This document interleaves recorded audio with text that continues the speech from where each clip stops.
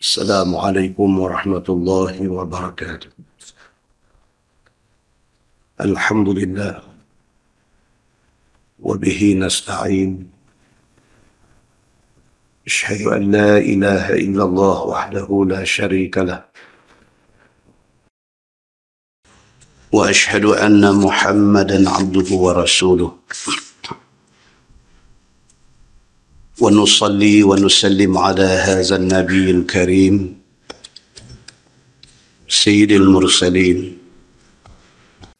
وعلى آله وصحبه أجمعين. أما بعد، أيها المؤمنون، اتقوا الله، أوصيكم وإياي بتقوى الله، faqad fazal muttaqun. Muslimin dan muslimat, mudah-mudahan dirahmati Allah Subhanahu wa taala. Di dalam sebuah hadis an Abi Hurairah radhiyallahu anhu, anna Fatimah ja'at Aba Bakrin wa Umar radhiyallahu anhuma tas'alu mirasaha min Rasulillah sallallahu alaihi wasallam. Faqala sami'na Rasulullah sallallahu alaihi wasallam yaqul inni la uras. فقال والله لا أكلمكما أبدا، فماتت ولا تكلمهما، أو كما قال. Hadis sahih riwayat Imam At-Tirmizi daripada Abi Hurairah radhiyallahu anhu. Kata dia, satu hari Fatimah, anak Nabi sallallahu alaihi wasallam, pergi jumpa dengan Sayyidina Abu Bakar As-Siddiq dan juga Sayyidina Umar Al-Khattab radhiyallahu anhuma. Cerita selepas daripada wafat Nabi sallallahu alaihi wasallam. Cerita ketika Sayyidina Abu Bakar As-Siddiq jadi khalifah. Apabila wafat Nabi sallallahu alaihi wasallam, Fatimah, anak kesayangan Nabi, pergi jumpa Sayyidina Abu Bakar dan Sayyidina Umar radhiyallahu anhumah. Tujuan dia pergi jumpa Sayyidina Abu Bakar, tas'alu mirasaha min Rasulillah sallallahu alaihi wasallam. Kerana dia nak tanya Sayyidina Abu Bakar As-Siddiq tentang harta pusaka yang ditinggalkan oleh Nabi sallallahu alaihi wasallam untuk dia warisi. Kebiasaan bila bapa mati, isteri bapa ataupun mak dengan anak-anak laki-laki perempuan ni berhak atas harta yang ditinggalkan. Bila wafat Nabi sallallahu alaihi wasallam, Fatimah sebagai anak Nabi, dia rasa ada hak dia ke atas harta yang ditinggalkan oleh Nabi sallallahu alaihi wasallam. Cumanya apabila wafat Nabi, harta Nabi tidak diwarisi. Pasal apa? Pasal itu hukum. Bukan Nabi Muhammad saja, semua Nabi. Semua Nabi ataupun Anbiya bila mati, harta tidak boleh diwarisi. Itu syariat sejak daripada zaman Nabi-Nabi dulu. Apabila wafat Nabi SAW, Fatimah duk ingat macam biasa. Bila bapa mati, anak ada hak atas harta bapa. Maka Fatimah pergi jumpa Abu Bakar As-Siddiq, orang yang mengambil alih menguruskan harta peninggalan Nabi. Bila sampai di depan Abu Bakar As-Siddiq, Sayyidina Umar pun ada. Fatimah tanya kepada Abu Bakar As-Siddiq, didengar oleh Sayyidina Umar. Fatimah kata, mana hak aku? Mana bahagian aku daripada harta peninggalan bapa aku? Faqala, maka berkata dua-dua sahabat ni, Abu Bakar dan Umar Al-Khattab radhiyallahu anhuma. Kata mereka, sami'na Rasulullah sallallahu alaihi wasallam yaqul, inni la uras. Abu Bakar dengan Umar sama.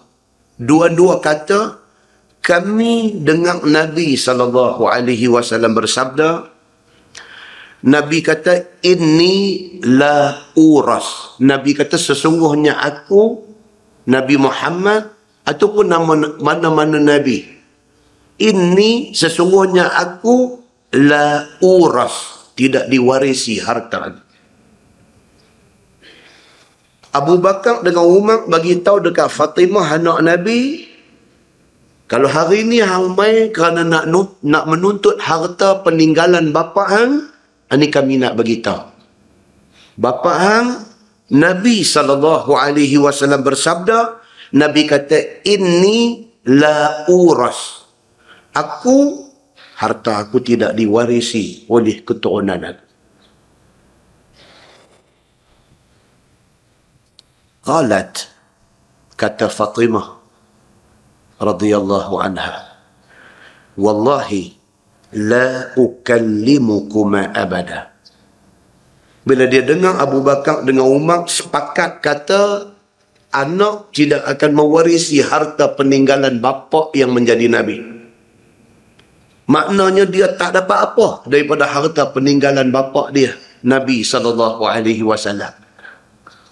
Bila dia dengar macam tu, Fatimah kata, wallah, demi Allah, la ukallimukuma abada. Aku tidak akan bercakap dengan hampa dua selama-lama.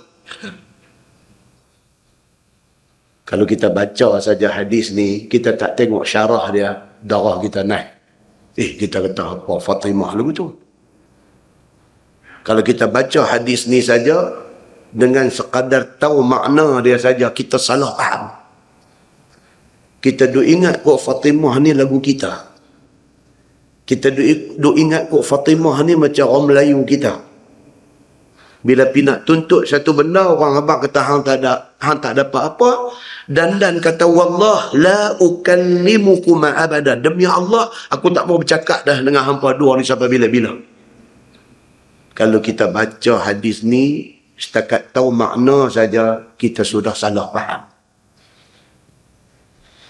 Sambung hadis tu pula, dia kata famatat wala tukallimuhuma. Sampai mati Fatimah, dia tak bercakap dengan Abu Bakar, dengan Umar, sampai dia mati. Hadis itu hadis sahih, riwayat Al-Bukhari. Bila kita baca hadis ni, dia menyawa penat kita ni. Kita kata, Fatimah yang selama ni kita duk baca cerita dia ni punya bagus, pak dia punya sayang ke dia, dekat bapak dia nak mati, bapak dia panggil dia, bisik dekat dia, daripada teriak dia terus jadi seronok dan sebagainya. Awak Fatimah jadi macam ni. Rupanya syarah hadis ni lain. Kata dia, qala Ali bin Isa, makna la ukallimukuma ta'ni fi hadzal miras abada antuma sadiqani. Maksud dia apa dia? Maksud Fatimah kata, demi Allah aku tak akan bercakap dah dengan hampa dua ni selama-lama. Dan dia membuktikan sampai mati dia tak bercakap dah dengan Abu Bakar, dengan Umar ni. Maksud dia tak bercakap tentang hal pesaka, Bukan dia tak sembang dengan Abu Bakar, dengan Umar. Maksudnya, itulah sekali dia pergi tuntut harta pak dia daripada Abu Bakar yang memegang amanah harta bapa dia. Bila jawab Abu Bakar dan Umar kata, yang kami tak bahagikan harta kepada hang, pasal apa? Pasal bapa hang. Nabi kata, harta dia tidak diwarisi. Maka kami tak boleh membahagikan harta Nabi macam mana dibahagikan faraid. Fatimah bila dengar benda tu, dia kata apa? Antuma sadiqani. Hampa berdua memang benar dan amanah. Dia kata. Dan dia tak tuntut dah harta tu sehinggalah dia mati. Itu maksudnya. Bukan maksudnya dia bebai pasal tak dapat harta, maka dia tak bercakap dengan Abu Bakar, dengan Umar. Tapi maksudnya ialah dia tak tuntut dah harta pesaka sehingga dia mati. Maksudnya ialah Fatimah taat kepada perintah Allah dan perintah Nabi SAW. Dia terima bahawa harta peninggalan bapa dia tidak ada hak di dalam harta itu. Muslimin dan muslimat yang dirahmati Allah sekalian. Di dalam sebuah hadis riwayat daripada Malik bin Aus radhiyallahu an, kata dia, dakhaltu ala Umar bin al-Khattab wa dakhala alaihi Uthman bin Affan wa Zubair ibn al-Awwam wa Abdul Rahman ibn Auf wa Sa'd ibn Abi Waqqas. ثم جاء علي والعباس يختصمان فقال عمر لهم أنشدكم بالله الذي بإذنه تقوم السماء والأرض تعلمون أن رسول الله صلى الله عليه وسلم قال لا نورث ما تركنا صدقة. قالوا نعم. قال عمر فلما توفي رسول الله صلى الله عليه وسلم قال أبو بكر أنا ولي رسول الله صلى الله عليه وسلم فجئت أنت وهذا إلى أبي بكر تطلب أنت ميراثك من ابن أخيك ويطلب هذا ميراث امرأته من أبيها. فقال أبو بكر إن رسول الله صلى الله عليه وسلم قال لا نورث ما تركنا صدقة والله يعلم إنه صادق وبار راشد تابع للحق atau kama qala, hadis sahih riwayat Imam At-Tirmizi daripada Malik bin Aus radhiyallahu an. Kata Malik, aku, Uthman bin Affan, Zubair bin Al-Awwam, Abdul Rahman bin Auf dengan Sa'ad bin Abi Waqqas, kami 5 orang pergi jumpa Umar Al-Khattab. 5 ni orang hebat-hebat. Terutamanya yang 4 ni. Selain daripada Sayyidina Umar Al-Khattab, siapa dia? Uthman bin Affan. Tu cerita hebat dia. Selain daripada tu, siapa dia? Az-Zubair bin Al-Awwam. Siapa dia ni? Berah Nabi. Dia menikah dengan Asma. Nabi menikah dengan Aisyah. Asma kakak kepada Aisyah. Az-Zubair bin Al-Awwam berah Nabi, dan dia salah seorang daripada 10 orang yang jamin syurga. Siapa lagi yang hebat ni? Abdul Rahman bin Auf, juga satu orang yang jamin syurga. Siapa dia seorang lagi? Sa'ad bin Abi Waqqas, juga seorang yang dijamin syurga. Ini semua orang kuat-kuat ni. Umar Al-Khattab panggil mereka mai di rumah. Pasal apa? Pasal ada satu kes. Kes apa? Kes di antara Al-Abbas dengan Sayyidina Ali bin Abi Talib radhiyallahu anhuma. Al-Abbas, siapa dia ni? Pak penakan Nabi. Dia adik-beradik kepada Abdullah, bapa Nabi. Dia adik-beradik kepada Abu Talib, bapa Sayyidina Ali. Dia ni pakcik Nabi SAW. Al-Abbas dan juga Ali. Siapa Ali ni? Selain daripada sepupu Nabi, dia adalah menantu Nabi. Al-Abbas dengan Ali, dua-dua ni ada kes. Kes apa? Kes masing-masing nak tawar diri untuk nak menguruskan harta peninggalan Nabi. Bukan mereka nak tuntut pesaka yang ditinggalkan oleh Nabi. Sebab mereka pun tahu, kata Nabi ni tidak boleh diwarisi harta dia. Mereka tahu. Cuma sebagai keluarga, Al-Abbas sebagai pakcik Nabi, dia rasa dia lebih berhak menguruskan harta peninggalan Nabi. Ali sebagai keluarga rapat dengan Nabi, selain daripada sepupu, dia menantu Nabi. Dia yang bertanggungjawab menguruskan pengkebumian Nabi. Maka Ali rasa dia berhak untuk menguruskan harta peninggalan Nabi. Bukan nak ambil harta tu, tapi nak urus harta tu. Dua-dua pergi jumpa Umar Al-Khattab. Pasal apa? Pasal masa tu Umar Al-Khattab khalifah menggantikan Abu Bakar As-Siddiq. Maka harta peninggalan Nabi diuruskan oleh khalifah. Masa Abu Bakar ada, Abu Bakar urus. Bila Abu Bakar wafat, Umar urus. Banyakkah harta Nabi? Itu persoalan dia. Lagi dalam kitab dia akan main satu tajuk tentang tu. Banyakkah harta Nabi? Yang kita duduk dengar hadis sebelum ni kata Nabi wafat. Apabila Nabi wafat, didapati baju besi Nabi ada digadaikan kepada satu Yahudi kaya. Nabi pergi gadai baju besi, baju perang dia kerana nak ambil makanan untuk bagi makan kepada keluarga dia. Banyakkah harta Nabi? Dia akan cerita dalam bab yang kita baca nanti. Banyak harta Nabi ni. Harta mai kok mana? Dia mai daripada berbagai-bagai sumber. Tetapi Nabi SAW, yang kata Nabi SAW, dia tidak merasakan harta yang banyak tu dia punya. Bahagian yang dia dapat daripada ghanimah, bahagian yang dia dapat daripada al-fai', bahagian yang dia dapat daripada hebah orang kepada dia, bahagian yang dia dapat macam-macam sumber. Kitab yang akan kita baca nanti akan bagi tahu berapa banyak harta peninggalan Nabi. Tapi Nabi SAW hidup macam satu orang yang tidak ada harta. Itu Nabi. Oleh kerana banyaknya harta Nabi ni dalam bentuk duit ringgit, dalam bentuk kebun, dalam bentuk tanah lapang, dan macam-macam bentuk harta peninggalan Nabi ni, maka timbul hadis-hadis yang kita duk baca ni. Al-Abbas nak offer diri dia untuk urus harta tu. Ali nak offer diri dia untuk urus harta tu. Maka mereka ambil satu appointment untuk jumpa Umar Al-Khattab sebab nak bincang tentang harta peninggalan Nabi.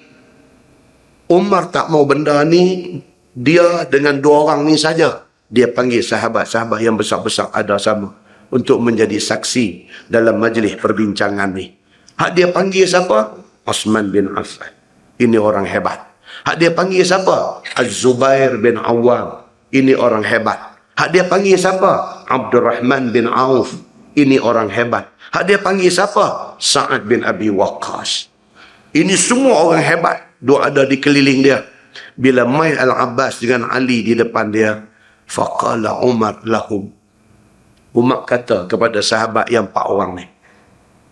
Umar kata kepada Osman, Umar kata kepada Az-Zubair bin Awam, Umar kata kepada Abdurrahman bin Auf, Umar kata kepada Sa'ad bin Abi Waqqas, Umar kata dekat mereka, anshudukum billah allazi biiznihi taqumus sama' wal ard. Umar kata, aku bersumpah dengan nama Allah Subhanahu wa taala.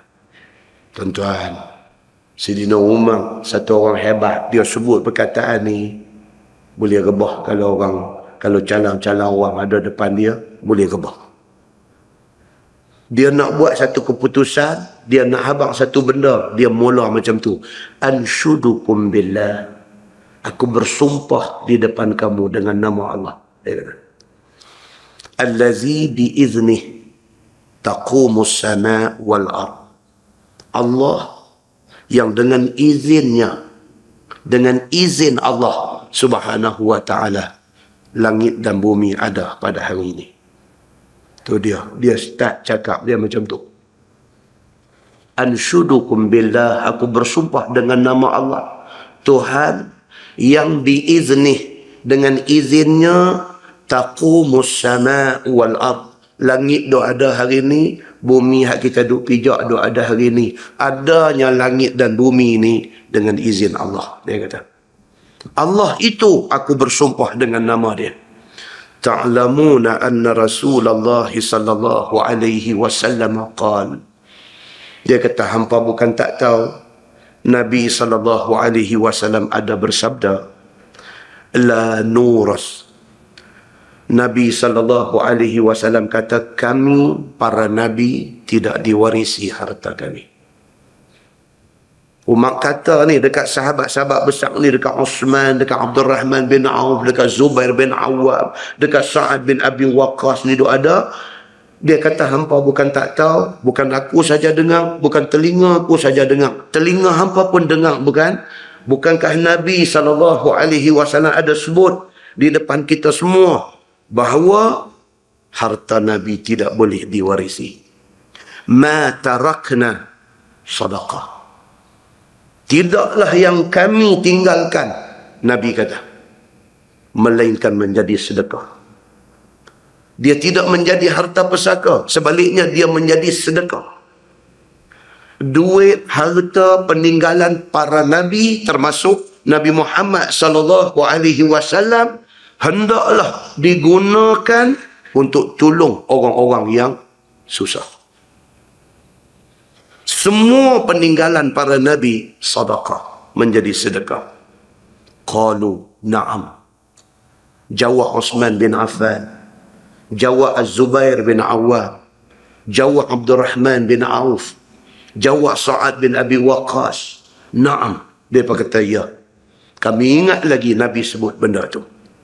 Qala Umar, kata Sayyidina Umar, falamma tuwfiya Rasulullah sallallahu alaihi wasallam, qala Abu Bakr, ana waliyu Rasulillah sallallahu alaihi wasallam. Umar kata, hampa ingat tak, apabila wafat sahaja Nabi kita, Nabi Muhammad sallallahu alaihi wasallam, apa kata Sayyidina Abu Bakar dulu? Hampa ingat tak? Dia tanya. Hampa ingat tak apabila Nabi wafat, Abu Bakar kata apa? Abu Bakar kata, ana waliyu Rasulillah sallallahu alaihi wasallam.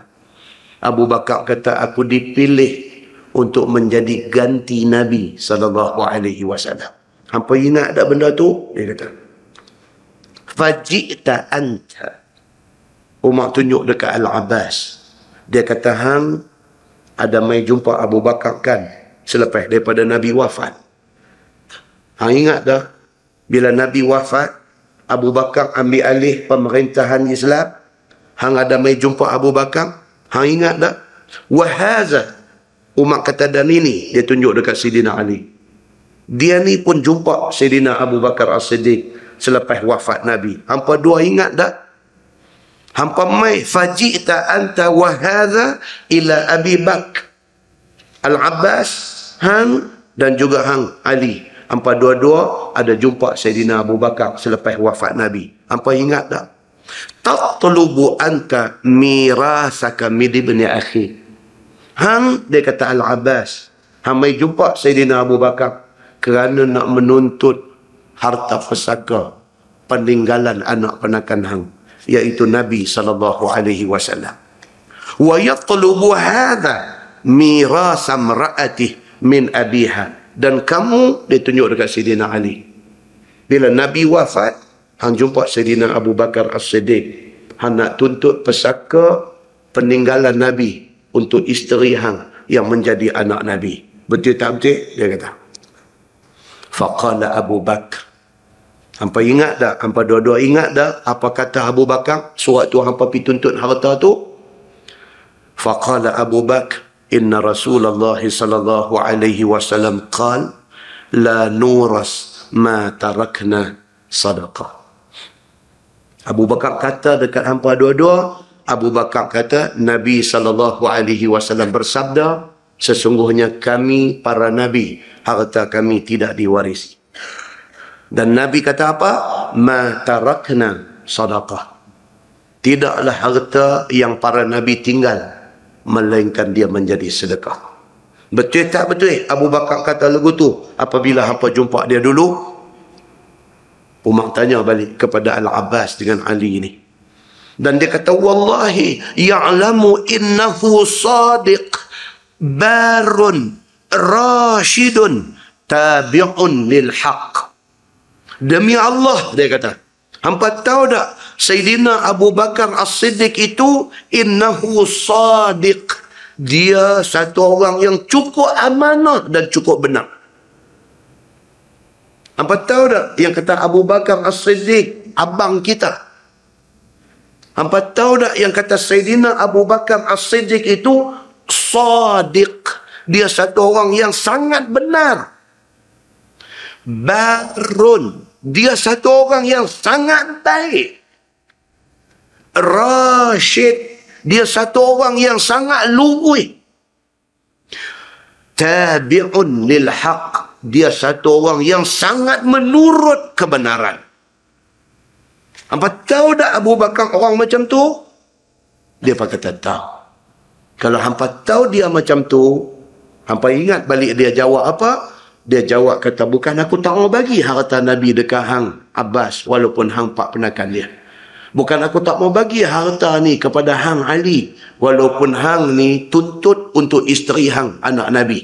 Tapi masalahnya ialah apa? Nabi pesan tinggal harta Nabi tidak boleh diwarisi. Maka kami pegang apa Nabi kata.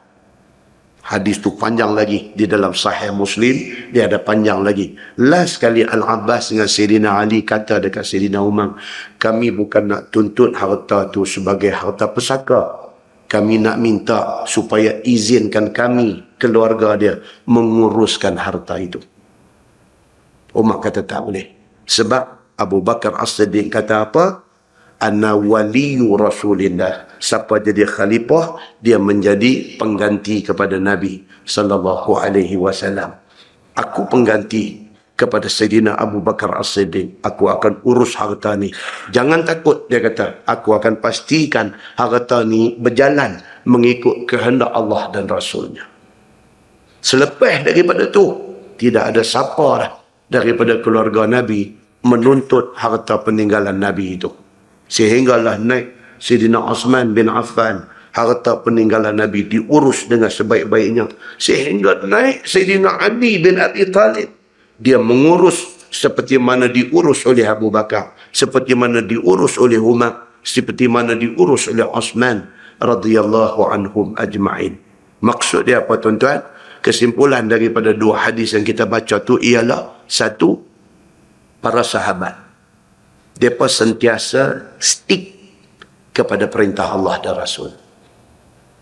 Yang kata sahabat, mereka sentiasa stick, berpegang kepada perintah Allah dan Rasul. Yang kedua, kesimpulan dia, para sahabat mereka tegas walau ke atas siapa sekalipun. Walau yang mai tuntut tu pak penakan Nabi, walau yang mai tuntut tu anak kesayangan Nabi, apa yang Nabi pesan, mereka pegang yang tu. Mereka tegas walau ke atas siapa sekalipun. Yang ketiga, jangan salah faham. Hadis yang kita baca ni jangan disalah fahami. Bukannya Fatimah, bukannya Al-Abbas, bukannya Ali tamak kepada harta. Sebaliknya, Fatimah cuma nak kepastian. Adakah dia berhak atas harta bapa dia? Bila Abu Bakar kata tak, sebab Nabi pesan macam ni, Fatimah dengar apa yang Abu Bakar kata, dan sampai mati dia tak tuntut dah harta bapa dia. Fatimah cuma nak kepastian. Manakala Al-Abbas dan Ali pula minta nak menguruskan harta tu, bukan minta untuk nak pegang harta tu untuk diri sendiri. Inilah yang dikatakan peribadi para sahabat Nabi ridwanullah alaihim ajma'in. Depa dengan Islam tidak ada contoh banding dengan kita pada hari ini.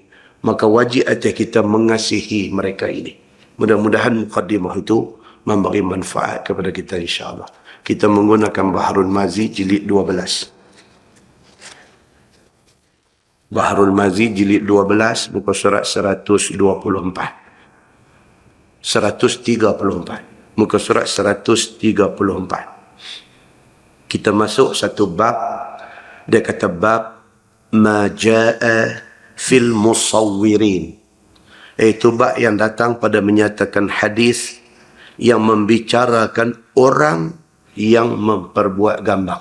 Ini nak cerita tentang orang yang kerja lukis. Orang yang kerja lukis. Bukan fotografer. Kita dah bincang pada kuliah kita bulan 11. Tolpah, bunyi tolpah macam lama. Ni baru bulan 2, kan? Bulan 11 dulu kita bincang. Yang perbincangan itu mengundang berbagai-bagai kekalutan. SMS, telefon saya ni tak berhenti. Ada yang balik-balik nak buang habis gambar ada di dinding rumah dan sebagainya. Pasal apa? Pasal tajuk bulan 11 sangat menakutkan. Sangat menakutkan. Kita simpulkan, kita rumuskan apa yang kita baca pada bulan 11 hari itu. Kesimpulan dia apa dia? Yang pertama, patung memang tidak ada kompromi. Patung memang tidak ada kompromi kecuali patung doll, mainan kanak-kanak kecil. Lain daripada itu, sebarang jenis patung, sama ada patung itu berupa lilin yang diukir menjadi bentuk benda menyawa, ataupun patung itu berupa tabung simpan duit, atau apa, yang penting patung tidak ada kompromi. Hukumnya haram. Kalau simpan dalam rumah, malaikat rahmat tidak masuk rumah itu. Itu kesimpulan yang pertama. Kesimpulan yang kedua yang kita baca bulan 11 hari itu apa dia? Gambar yang berupa pemandangan. Okey, tidak salah.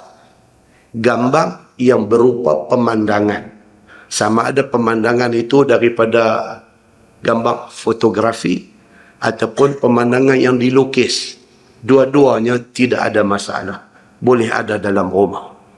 Yang ketiga, kalau kita nak rumuskan yang kita baca bulan 11 hari itu, gambar lukisan benda bernyawa hendaklah dielakkan. Kerana perbincangan ulama sangat ketat ke arah mengatakan tidak boleh. Gambar lukisan benda bernyawa. Lukis orang, lukis menatang, benda bernyawa. Tapi dilukis. Ulama keseluruhannya ketat dalam hal ini. Mengatakan tidak boleh. Kalau ada, malaikat rahmat tidak masuk rumah. Rumusan ataupun kesimpulan yang keempat. Gambar fotografi. Bukan lukisan. Fotografi. Diharuskan. Selagi mana gambar itu tidak membawa kepada unsur-unsur pemujaan. Kalau sekiranya gambar fotografi tapi ada unsur pemujaan, macam setengah orang dia pergi bubuh malai di gambar tu, itu pemujaan. Itu pemujaan. Dia gambar fotografi tapi dibuat sesuatu yang menampakkan ada unsur pemujaan, maka itu dilarang. Kalau tidak ada unsur pemujaan, maka itu diharuskan. Dan gambar kita apa-apa itu diharuskan, walaupun ada ulama kata jangan. Walaupun ada ulama kata jangan. Pasal apa? Pasal takut. Takut lama kelamaan dia membawa kepada semacam satu pemujaan. So daripada awal cuba elakkan. Itu rumusan daripada apa yang kita baca bulan 11 hari itu. Clear benda ni. Soalan-soalan yang kecil-kecil jangan tanya lagi. SMS, Ustaz, berhubung dengan kuliah ustaz di masjid negeri. Gambar apa kami sekeluarga bolehkah digantung di dinding? Dah abang dah duk tanya apa lagi? Ustaz, berhubung dengan kuliah di masjid negeri, gambar saya terima pingat, bolehkah gantung di dinding? Dah abang dah tanya apa lagi? Kita bagi garis panduan, balik pasang garis panduan tu, tengok kita boleh faham boleh ke tak boleh. Okey, gambar fotografi diharuskan selagi mana tidak membawa kepada wujudnya unsur-unsur pemujaan. Understood? Tak payah duk tanya macam-macam lagi. Ustaz, gambar kami pi melancong di Medan Indonesia, bolehkah diletakkan di atas meja? Kalau duk layan yang ni, dia lagi duk main. Ustaz, gambar kami di tembok besar negeri China. Pernah lah kita nak jawab benda tu. Garis panduan sudah ada. Pasang pi ke masalah kita tahu. Boleh ke tak boleh? Nah, pemujaan ni, saya buat contoh apa belah-sebelah hari tu. Gambar P. Ramlee ni, yang AR Tompel jadi hakim ni, beralih tengok gambar apa Mahfiz dengan apa beralih. Itu unsur apa? Pemujaan. Gambar bila digantung duk daripada jauh, duk tengok, duk berasa something great pada gambar itu unsur pemujaan. Kalau hak tadi pi buah malai tu lebih lagi lah. Kita tak buah malai tapi ada unsur. Macam gambar tu sesuatu yang mulia. Kadang-kadang lalu tabik pula ke gambar tu. Unsur pemujaan. Ada respect kepada gambar tu. Tak mau benda-benda macam ni, cuba dielakkan. Nah, baik. Kita masuk tajuk baru, bab fil musawwirin. Itu bab yang datang pada menyatakan hadis yang membicarakan orang yang memperbuat gambar. Ini cerita orang yang cari makan lukis. Lukis benda menyawa. Kan? Macam di pasar seni, Central Market Kuala Lumpur, dia ada geng yang cari makan duk lukis. Tapi kat dia kita kata, abang, lukis potret saya boleh? Okey, dia kata setengah jam. Duduk baik-baik, jangan duduk jalan di mana. Kita pun satu macam yang duduk. Dia pun ruk main muka kita. Ini dipanggil musawwir. Musawwir dalam bahasa Arab. Orang yang menggambarkan rupa benda bernyawa. Cuk kita tengok apa Islam kata. Ketahuilah saudaraku, memperbuat gambar itu sama ada bertongkol ataupun tidak bertongkol, yakni berlukis ataupun berukir, semuanya dosa besar mengerjakannya. Dia bubuh tu terus kejap lah. Orang yang cari makan sebagai musawwir, sama ada dia pahat jadi satu objek ketui. Kalau perbahasan agama dia kata objek yang menghasilkan bayang, maknanya patung lah. Bila ada sumber cahaya, dia ada satu shadow belakang, maknanya patung. Jelas itu haram. Dia mai pula di sini termasuk di dalam musawwir itu, dia kata ukir. Dia tak jadi ketui yang menghasilkan bayang. Dia pergi ukir di dinding misalnya. Dinding kayu, dia pergi ukir. Timbul separuh. Rupa menatang ataupun rupa orang dan sebagainya. Juga salah. Ataupun lukis, macam kita kata tadi. Orang cari makan, lukis mural dekat dinding. Mural.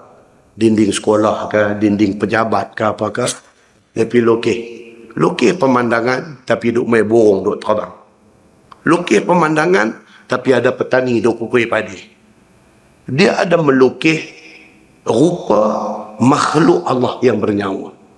Dia juga termasuk di dalam benda ni, semuanya dosa besar mengerjakannya. Dia kata. Baik, bermula dalil yang menunjukkan yang demikian adalah hadis yang dikeluarkan oleh Imam At-Tirmizi.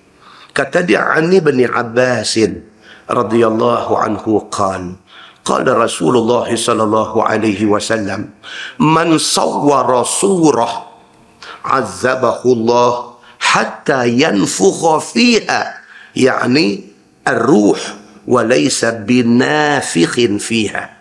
Diriwayatkan daripada satu sahabat Nabi sallallahu alaihi wasallam yang masyhur alimnya, nama dia Abdullah bin Abbas radhiyallahu anhuma. Kata dia, sabda Nabi sallallahu alaihi wasallam, barang siapa memperbuat ia akan satu gambar yang mempunyai nyawa, nescaya diazab Allah akan dia di akhirat, sehinggalah disuruh dia tiup kepadanya akan nyawa dan suruh hidupkannya. Atas dunia dia duk cari makan, duk lukis makhluk bernyawa. Akhirat esok Allah panggil dia, tunjuk balik lukisan dia ataupun patung yang dipahat oleh dia di atas dunia dulu. Tuhan tunjuk balik, Tuhan kata dekat dia, buh nyawa kepada benda ni. Tuhan kata dekat dia apa dia? Buh nyawa kepada benda yang hang lukis ni. Buh nyawa kepada patung yang hang buat ni. Tuhan suruh dia. Padahal tiada tertiup nyawa padanya. Nabi kata padahal mati hidup balik pun dia tak boleh bagi nyawa dekat menatang tu. Dia mati, dia hidup balik pun nyawa dia tak boleh bagi ke patung tu. Dia mati hidup balik pun lukisan tu dia tak boleh bagi nyawa. Dan tiada terhidupkan selama-lamanya. Maka dia azabkan dia selama-lamanya jika ia, yakni pelukis itu, kafir. Dan dengan sebab memperbuat gambar itu. Adapun jikalau pelukis itu Islam, maka dia azab akan dia dengan sebab memperbuat gambar itu sekadar dosanya. Kemudian dilepaskan dia oleh Allah Azza wa Jalla. Itu dia. Kalau kafir, syurah dah, masuk memang tak keluar dah. Kalau Islam, takat mana dosa dia tu, banyak mana gambar yang dihasilkan dia, banyak mana patung yang diukir oleh dia, dia diazab sebanyak itu. Habis dibalas akan dosa dia tu dengan azab Allah, baru dia dilepaskan daripada neraka. Wala'ayyazubillah. Takut kan? Jadi sebab kita ni, sebelum kita pilih bidang untuk nak jadi profession kita, fikir-fikirkan dulu. Jangan kita terpilih bidang yang kemudian hari kita menyesal. Nak tinggal itulah kerja kita, cari makan kita. Nak teruskan agama duk main habaq macam ni, pada awal silap dia. Daripada awal. Nah, muslimin dan muslimat yang dirahmati Allah sekalian. Kata At-Tirmizi, dan pada bab ini ada riwayat daripada Abdullah bin Mas'ud dan daripada Abi Hurairah dan Aisyah dan Ibni Umar, dan katanya lagi hadis Ibnu Abbas itu hadis yang hasan lagi sahih. Syekh Nasiruddin Al-Albani kata hadis ini sahih. Pasal apa? Pasal ada hadis lain daripada riwayat Muslim dan sebagainya seumpama hadis ini. Maka kedudukannya sangat sahih. Begitu. Baik, masalah. Buat gambar apa hukumnya? Ini dia nak perisi. Dia nak memperincikan satu-satu. Baik, now dia kata, apa hukum hidup lukis gambar ni? Kata Imam Nawawi rahimahullahu ta'ala di dalam kitabnya Syarah Muslim, telah berkata ashab kita Syafi'i dan lain daripada mereka itu daripada kalangan ulama, membuat gambar binatang itu haram, ia sehabis-habis haram. Itu dia. Tanyalah ulama mana pun, semua kata haram. Pasal apa? Pasal Nabi kata haram. Baru ni ada satu artikel keluar. Satu orang yang mendakwa dia sebagai academician.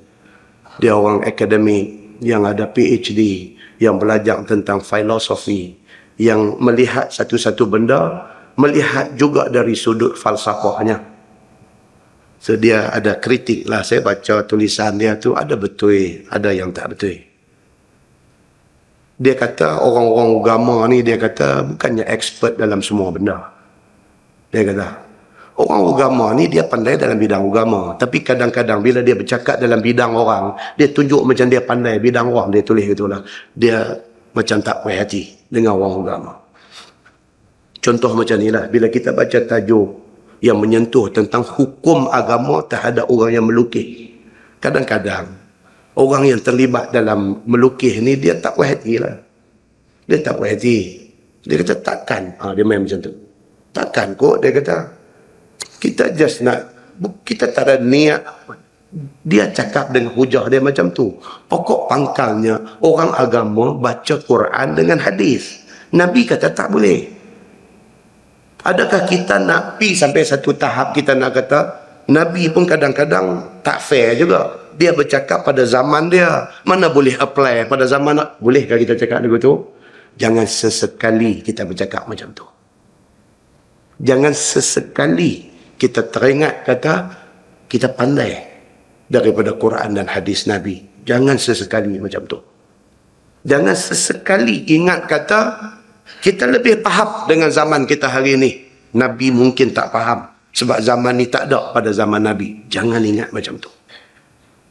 Whatever yang Allah kata dalam Quran, yang Nabi sebut dalam hadis dia, walaupun hadis Nabi sudah berusia 1400 tahun, namun dia relevan bukan hari ini. Selagi tak kiamat, apa yang Allah beritahu dalam Quran, apa yang Nabi habang, relevan. Kita beranggapan ataupun berpendirian mengatakan Quran dan hadis tidak relevan, kita cari pasal. Sebab apa? Sebab Allah lah Tuhan yang mendirikan langit yang ada di atas, dan dialah Tuhan yang menyediakan bumi tempat kita pijak pada hari ini.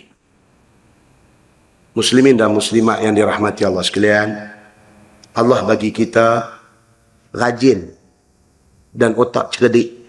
Kerana rajin dan cerdik itu kita mengaji sampai peringkat PhD. Jangan kita rasa kita cerdik daripada Nabi. Jangan.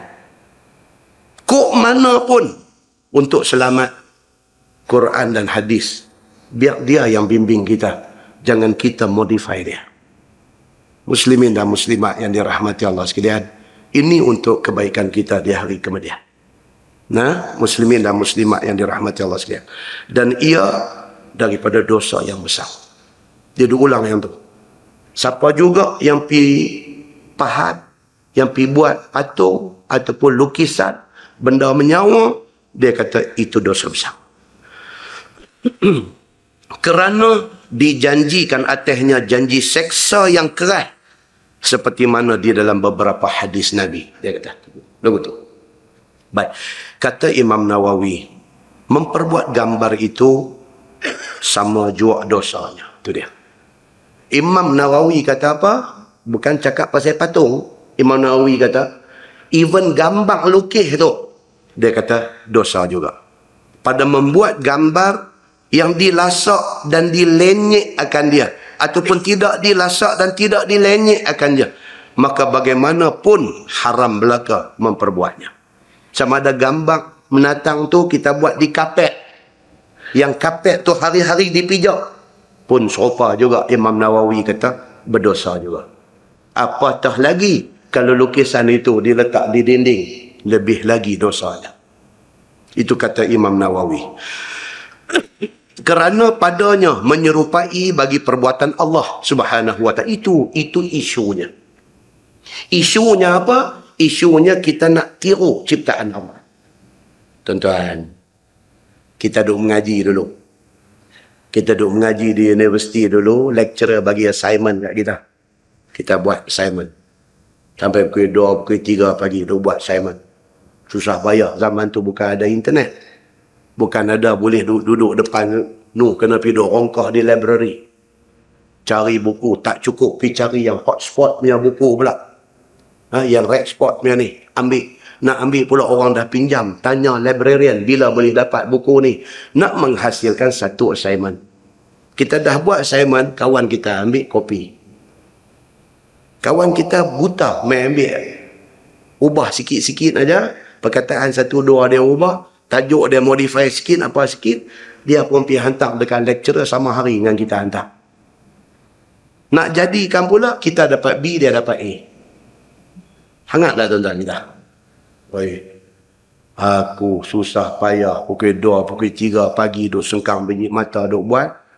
Hang kawan ni apa saya hang minta aku bagi hang terus pergi kedai photostat, rak photostat mai bagi balik dekat kita binding siap dah ni. Nu dia pergi modify sikit, pak bubuh disediakan oleh dia hantar pergi dekat lecturer larat kan nak baca, student duk ada 120 orang. Dia nak baca daripada awal hampir habis kan. Dia tengok lagu tu lah, dia tengok dia tangkap point lebih kurang, dia tengok type setting cantik sikit, binding atas mahal sikit, padahal hak dapat A tu hak tiru kita. Kita manusia tak ada apa pun tuan-tuan, orang tiru assignment hangat. Allah Subhanahu wa taala Tuhan Rabbul Alamin, dia buat, dia cipta manusia, dia cipta menatang, kita pi tiru, pi duk lukis buat nak jadikan hasil kita, Tuhan marah. Sama kes dengan bab syirik. Kita suami, ada kutu lain main mengorat bini kita, kita hangat. Kita dapat tahu pula bini kita respon kepada mengorat kawan tu, lagi kita hangat. Kita rasa macam bini kita menduakan kita. Aku duk bagi ke hang apa selama ni tak cukup kah? Ni apa? Duk pegang handphone bini ni, duk tunjuk. Ni apa? Ni jantan mana ni hantar SMS dekat hang ni? Ni hang pergi jawab apa ni? Marah kita ni apabila kita mengesyaki bini kita menduakan kita. Lebih lagi Allah marah apabila hamba dia menduakan dia. Allah lebih lagi layak untuk marah apabila hamba dia mensyirikkan dia. Syirik ni maksud dia apa? Menduakan ataupun associate dia dengan benda lain. Semayang duk sebut Alhamdulillahi Rabbil Alamin, segala puji bagi Allah Tuhan seluruh alam. Dalam masa yang sama duk pakai tangkai di tangan, duk pakai tangkai dengan kepercayaan tangkai ni boleh lindung dia. Dia terlupa kata Allah yang duk lindung dia, bukan tangkai. Dia menduakan Allah dengan tangkai itu. Allah cukup marah orang yang syirikkan dia. Pasal apa? Tidak layak Allah disyirikkan dengan apa benda pun di atas dunia ni. Ini hal dengan cerita lukis ni. Allah sudah cipta makhluk dia. Allah bagi nyawa ke makhluk dia. Manusia pergi lukis, tiru ciptaan Allah. Allah kata dekat dia, hang bagi nyawa dekat benda ni. Hang tak boleh bagi nyawa, aku hantar hang ke neraka. Itu yang dijanjikan oleh Allah di atas lidah Nabi Muhammad sallallahu alaihi wasallam. So lebih baik apa dia? Kita elakkan diri daripada piduk terlibat dengan benda-benda yang boleh menyebabkan murka Allah Subhanahu wa taala.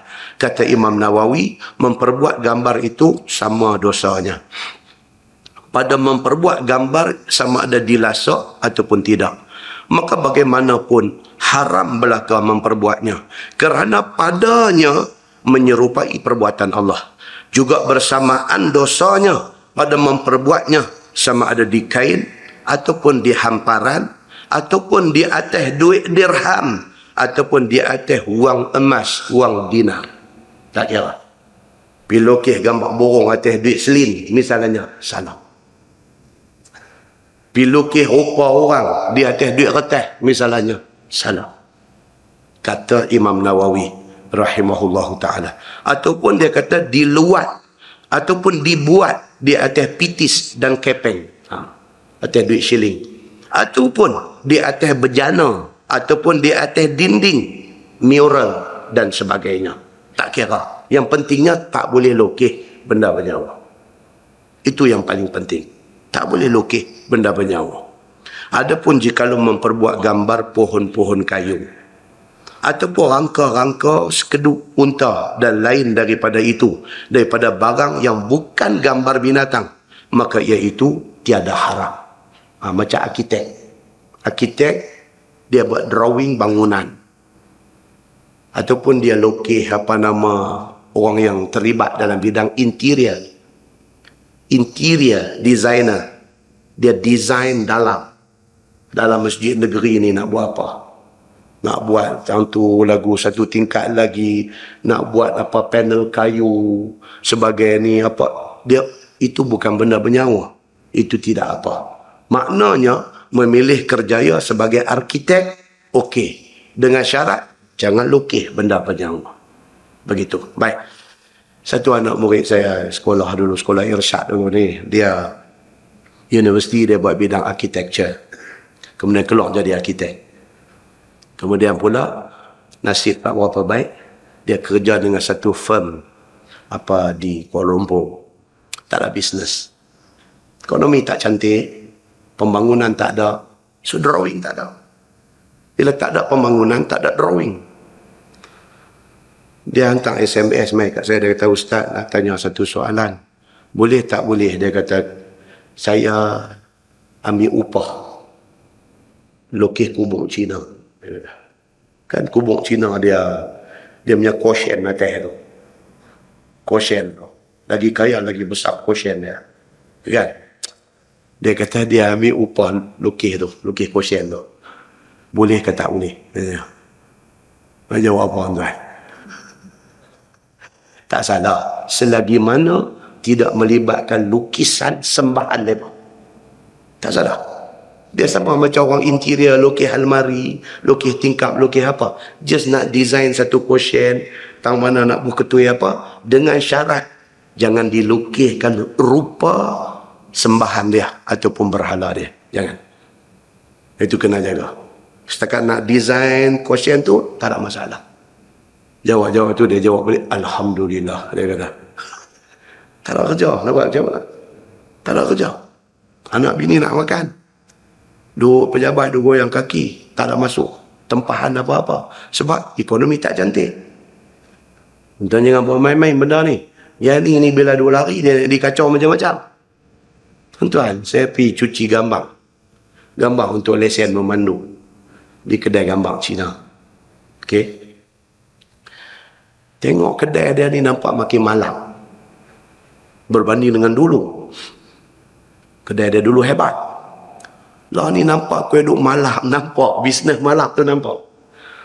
Daripada duk konsentrate kedai gambar sahaja, lah ni dah masuk dah jual bunga, jual stationery, jual kertas manilakat, jual fancy papers. Dia duk masuk benda-benda lagu tu. So saya tanya dia, saya kata, "Bos, apa menyala tak bagus kan sekarang?" "Koyo," dia kata. Dia pun panggil kita bos juga, kita pun panggil dia bos. Dia kata, "Bos, saya kasih tahu you, saya ada satu kawan kedai gambar Kuala Lumpur, 28 kedai ada, 28 kedai, sekarang tinggal satu." Saya kata, "Macam mana?" "Saya ada kawan KL, dia ada 28 outlet, sekarang tinggal satu." Saya kira okey, saya ada satu, sekarang pun satu. Saya seronok nak dengar. Dan saya kata, pasal apa jadi lagu tu? Apa masalah yang pergi jadi tak ada bisnes ni? Teknologi, dia kata. Pasal teknologi. Saya kata, maksudnya, bos, dulu bos, 80% kita punya untung cuci gambar. Kedai gambar ni dia kata 80% untung hasil daripada duit cuci gambar. Sekarang mana ada orang cuci gambar? Mai cuci gambar untuk IC, untuk mau pasport pergi umrah, dia kata tu saja, berapa dia mau cari? Dia kata. Sekarang semua orang kira masuk laptop saja, tengok balik laptop saja, tak ada cuci lah, dia kata. Bunyi tu macam nak marah saya. Mungkin pun marah lah pasal pergi tanya benda tu, kawan dia duduk tergelincang, kita pergi duduk tanya. Itu satu.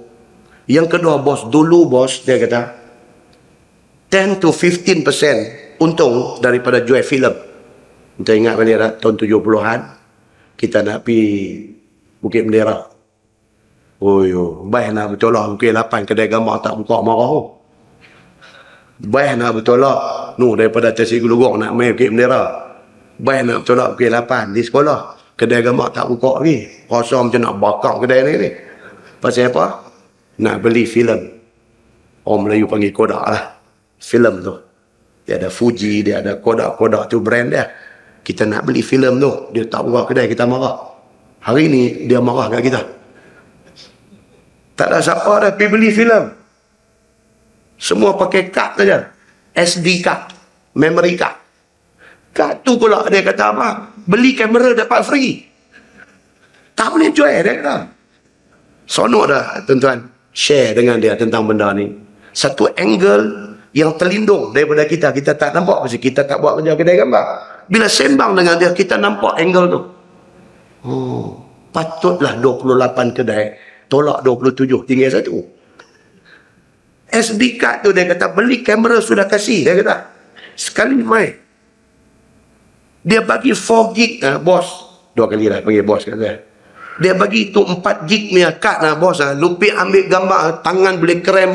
Itu lagi boleh ambil lagi. Itu SD card tak boleh rosak dia. Dia kata, kita mau menjaga apa? Dia kata, makin marah nampak. Teknologi. Dia kata, teknologi ni apa saya? Habis dia kata, apa menjaga mau buat? Last soalan saya bagi kat dia. Last. Saya kata, okey lah bos. Saya pun panggil dia 2 kali dah bos. Saya kata, okey bos. You punya future plan. You ingat mau buat apa bisnes? Ini nampak pun sudah teruk. Tak tahu berapa hari boleh tahan. You punya plan masa depan. You mau buat apa? Bagi bagui buat bikin cak kuih tiaw depan kedai lagi bagui. Itu hari-hari pun orang makan dia. Saya pun bagi tangan kat dia, shake hand. Okey, gambar aku bagi mai. Hang buka lah cak kuih tiaw, aku tak payah makan. Nampak tuan-tuan? Ini benda nak beritahu. Yang kata bidang yang kita ambil ni, kita nak kena tengok dia ada market tak untuk masa depan. Kadang-kadang dia berlaku luar jangka. Tak sangka. Bidang yang kita ambil tu satu hari dia jadi tak boleh berkembang. Tak sangka. Tengok-tengok tak berkembang. Dia jam dalam tu. Dia stop. Tak boleh buat apa. Nak divert, nak pergi ambil hal lain. Bidang lain, tak ada kemahiran dekat kita. Muslimin dan muslimat yang dirahmati Allah sekalian. Dia kata, dan ada pun jikalau membuat gambar pohon kayu ataupun apa, itu tidak salah. Masalah, mendengar apa rahsia orang itu di tengah syarak. Yang ni dia terkelok topik. Dia terkelok topik. Pasal apa? Pasal hadis yang kita baca tadi, dia sambung dengan benda ni. Maka dia kena bincang sekali. Apa dia? Cerita dia, curi dengar rahsia orang itu salah. Satu orang duduk sembang 2 orang. Bila kita main, mereka dandan ubah topik. Mereka ubah topik dan kita tahu. Masa kita nak sampai, tadi duduk dengar satu topik. Kita dengar. Bila kita sampai, dia keluar topik lain. Kita tahu, kata dia tak mau bagi kita dengar benda dia sembang tadi. Tak boleh. Kita kata dia, okey, aku jalan dulu, kita pergi satu macam U-turn, main duduk pasang telinga, dengar kat belakang pula. Nak dengar juga apa hak dia sembang tadi, hak kita main dia stop tadi ni. Nak dengar juga. Perbuatan itu salah. Apabila kita tahu satu orang tak mau bagi kita tahu benda tu, kita jangan pergi duduk curi dengar benda tu. Ini agama nak beritahu kat kita. Seperti satu orang berkata dengan beberapa orang kawan dia. Ataupun orang yang tempat dia taruh rahsia. Maka datang satu orang lain pergi mendengar dengan curi. Tak boleh. Dia dengan kawan tu ada satu rahsia dan sembang, kita pergi duduk. Tak boleh. Atau masuk dengan tiada izin, mereka itu mendengarnya. Tak boleh. Kita main ikut belakang. Nampak ni tajuk bagus yang duduk dengar. Kita pun satu macam yang duduk dengar daripada awal sampai habis. Tanpa pengetahuan 2 orang ni. Tak boleh. Agama tak bagi. Dengan dalil, mereka itu melarikan daripada didengar orang. Tiba-tiba dipergi curi dengar juga. Nampak cara mereka tu memang tak mau bagi orang lain tahu. Dia pergi cari satu penyuruh jauh pada orang sembang. Understood. Faham kita. Dia tak mau bagi orang lain dengar. Jangan pergi duk curi dengar benda tu. Tak bagus. Semacam mana kita ada rahsia, kita tak mau bagi orang tahu, macam itulah mereka ada rahsia, mereka tak mau orang tahu.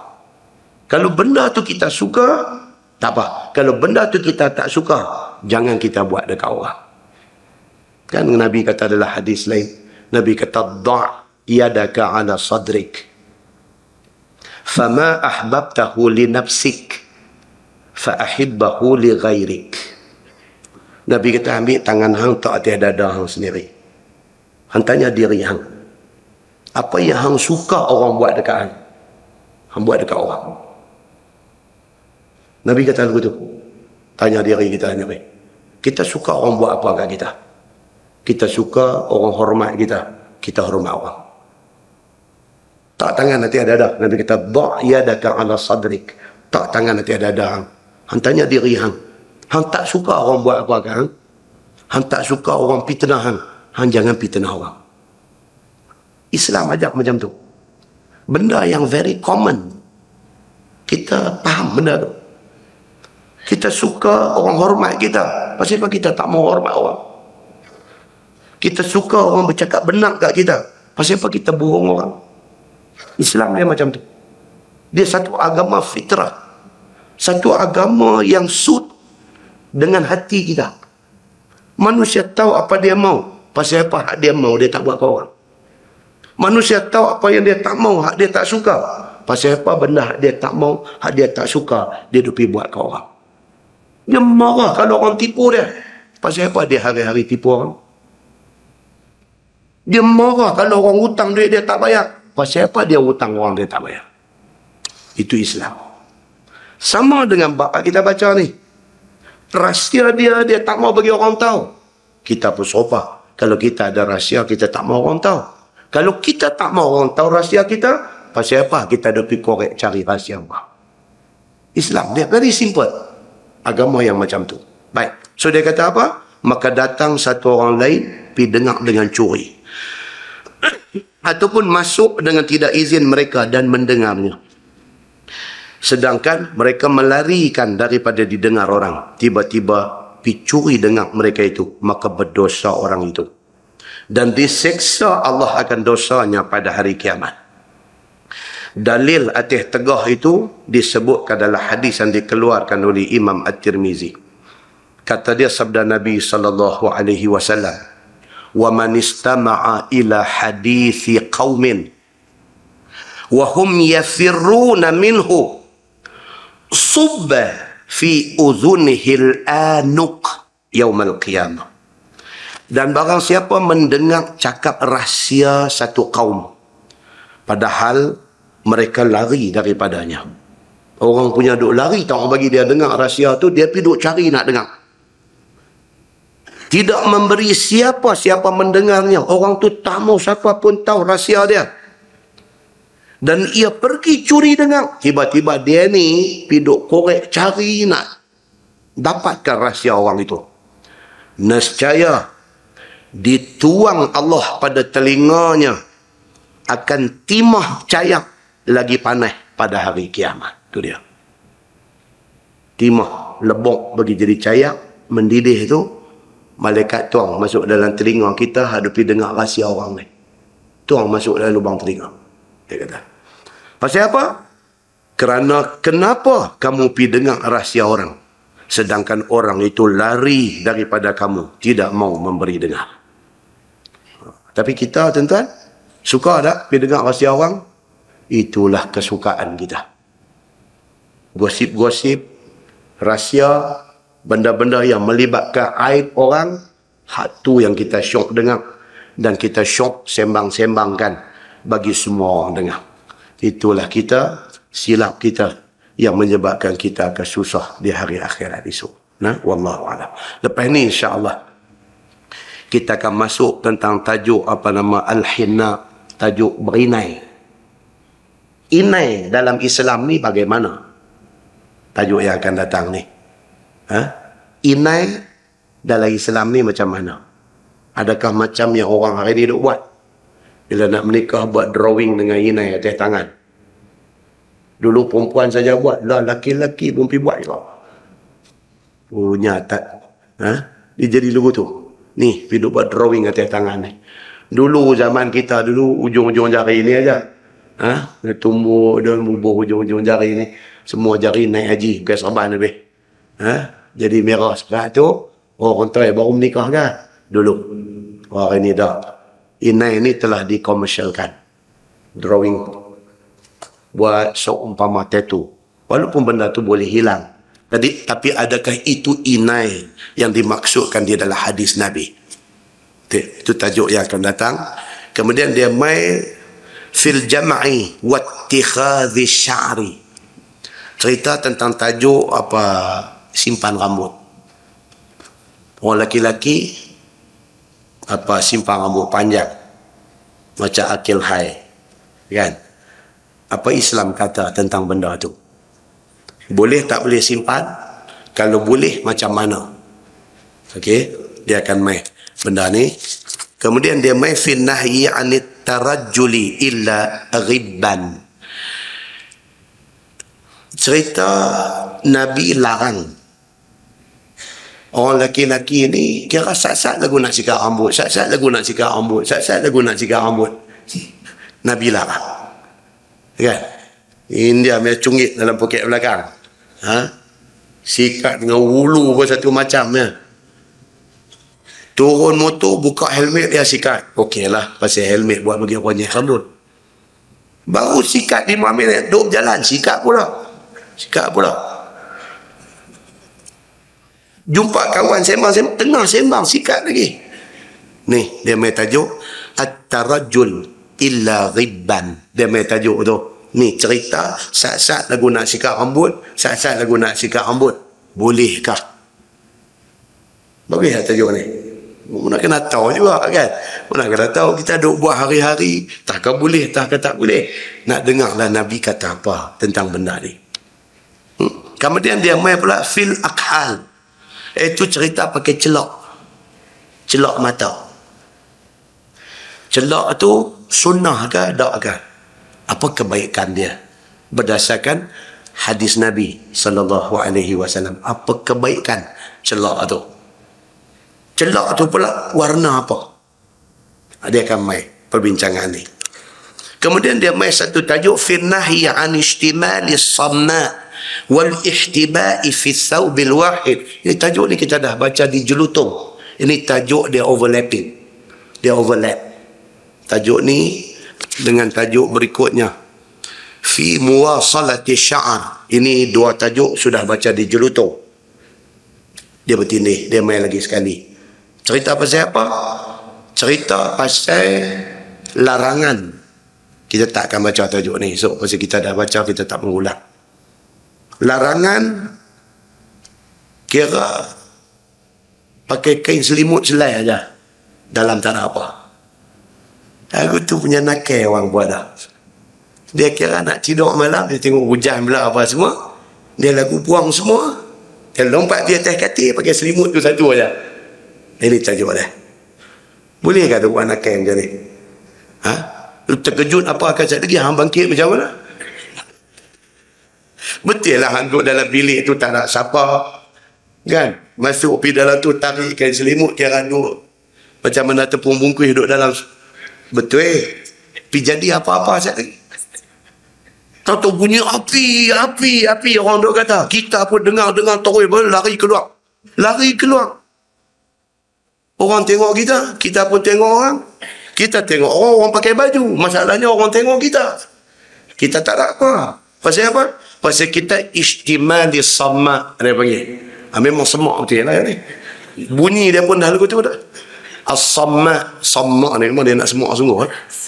Baca lagu tu. Atau dia kata wal ihtiba fi thawbil wahid. Ihtiba. Dia ada satu hadis Nabi. Sahabat kata apa? Ibnu Umar. Dia kata aku tidak pernah tengok Nabi begitu khusyuk selain daripada ketika Nabi lepas sembahyang subuh. Nabi duduk muhtabi. Ni ihtiba ni. Nabi duduk muhtabi.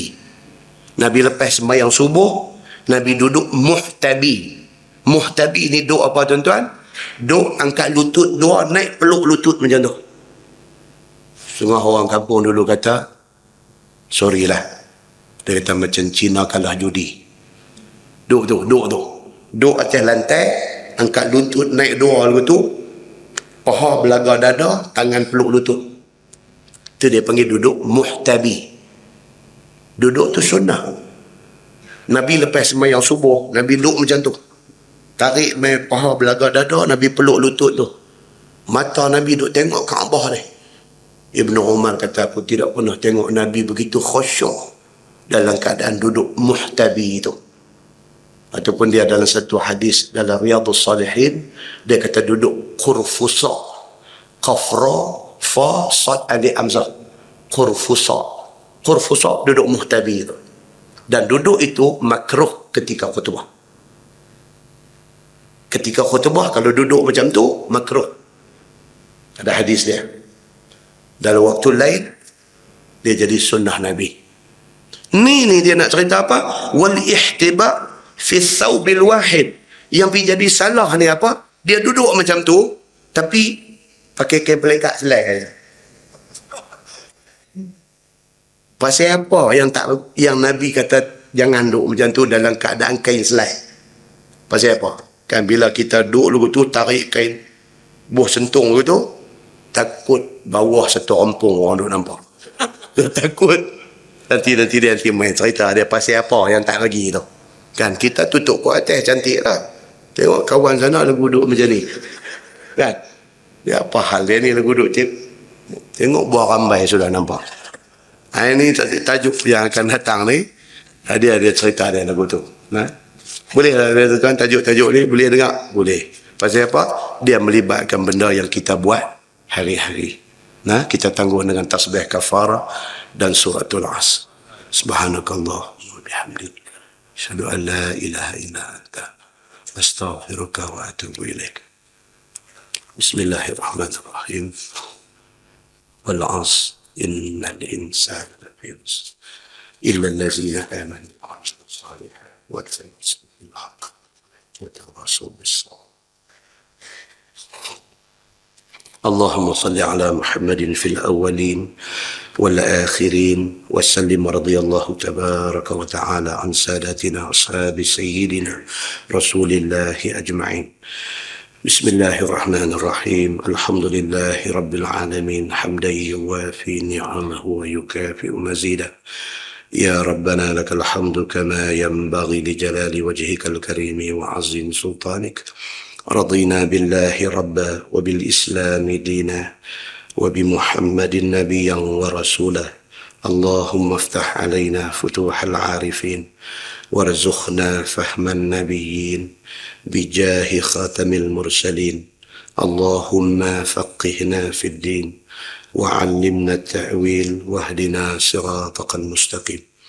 اللهم أرنا الحق حقا وارزقنا اتباعه وأرنا الباطل باطلا وارزقنا اجتنابه. اللهم اجعل جمعنا جمعا مرحوما وتفرقنا من بعده تفرقا معصوما. وصلى الله على محمد وعلى آله وصحبه وسلم والحمد لله رب العالمين. السلام عليكم.